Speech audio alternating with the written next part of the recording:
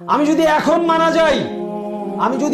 মারা যাই তাহলে বলে আমার জন্য জান্নাত অপেক্ষা করছে না জাহান্নাম অপেক্ষা করছে, আমার ভাবা উচিত। আমি যদি এখন মারা যাই, কবরের সওয়াল জবাব ঠিক মতো দিতে পারবো কিনা সেই হিসাব আমার এখন করা উচিত।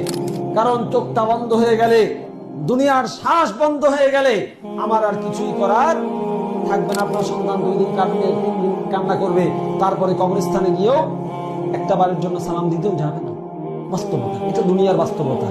দুনিয়ার মানুষ ব্যস্ত হয়ে পড়ে, এই বাস্তবতাকে আপনি অস্বীকার করতে পারবেন না। তাই প্রিয় ভাইয়েরা আমার, উসি বিনফসি ওয়া ইয়াকুম, আমি আমাকে সহ আপনাদেরকে নাসিহা করছি, আসুন দুনিয়াদারিকে একটু সাইডে রাখেন, আখিরাত মুখী হন, আল্লাহর দিকে একটু ফিরে চলি। এর আগেও আমি এক খুতবায় বলেছি, চলেন আল্লাহর দিকে ফিরে চলি। এই দুনিয়া নিয়ে মারামারি কাটাকাটি করে কত কিছু করতেছি আমরা।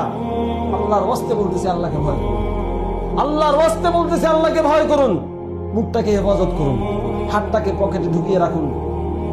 যেভাবেই হোক নিজেকে জান্নাতমুখী করুন।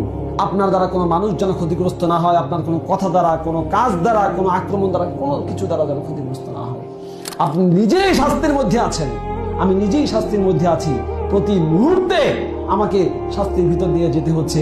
আমি কিসের জন্য নিশ্চিন্তে আছি? আসুন আমরা একটু আল্লাহর দিকে ফিরে আসি।